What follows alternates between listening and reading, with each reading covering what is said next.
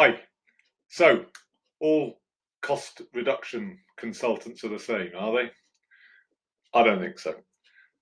We think that there's a number of differences between the companies which operate in this space. It's an unregulated space, so it makes it quite difficult. It has a very low cost of entry. Lots of people come into it who are made redundant and unemployed, unfortunately, from in a specific area, and then go into that area.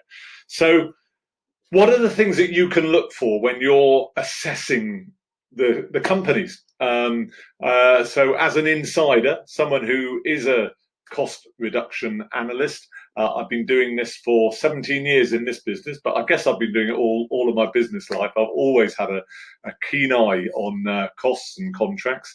But as someone who's on the inside, let me give you my steer on what I think those areas are. So number one, how do they earn?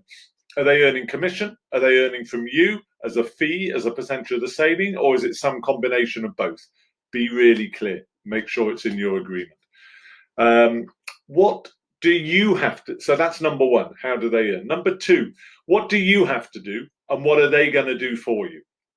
So do they expect you to send them all the invoices and gather all the information from the suppliers and continually be sending them information? Or are they going to ask you for your authority for them to contact the suppliers and gather the information from the suppliers? Makes a big difference, especially if you're in a growth business and you are resource light and skyrocketing as far as your top line's concerned and struggling hard to keep up in the finance function. So number one, how do they earn? Number two, what are you going to have to do to support them? Number three, do they use your suppliers? Will they use your suppliers, or will they only use theirs? And will they only allow you to use yours? Because that's a really good test in terms of how they're earning. Because if they push you towards their suppliers, when you're perfectly happy with yours, obviously if you're unhappy with yours, it's a different situation. But if you're perfectly happy with your suppliers, why would you want to move? Why not just get your supplier to come to a fair market price for the service or the product that you're buying? So number three, which suppliers do they use? Number four, in terms of their fees, do they bill you in advance? Or do they stay with you through the course of the agreement? And if they stay with you through the course of the agreement, is that for everything? Or is there an element which is billed in advance? Be really clear on that, because it's not a level playing field by any means. Many companies, especially the franchises like ERA, Auditel, and those sorts of guys, they will charge you a hefty percentage upfront when they deliver their report, and that's just because of their business model. So just be careful about that one. How are they billing you? Number five, is there a single point of contact for you, or do you get passed from specialist to specialist?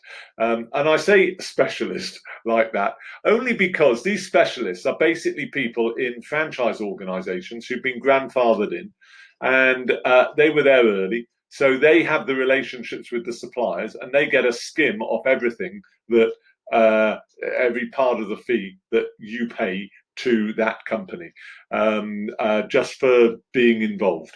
And there's not, it's questionable how much value they add. So just be careful as far as that's concerned. So are you dealing with one person who's going to see you through the whole way, or are you going to have lots of different people wheeled in at different times about this, that, and the other to talk to you about them? So we would argue that if it's the latter, that as a company, then it is an interesting discussion, but we would argue that as a company, if they wheel lots of different people in, then that's not actually in your best interest, because operationally and financially, you might have similar requirements across different areas, and your people are going to have to duplicate the amount of time that they're spending communicating that.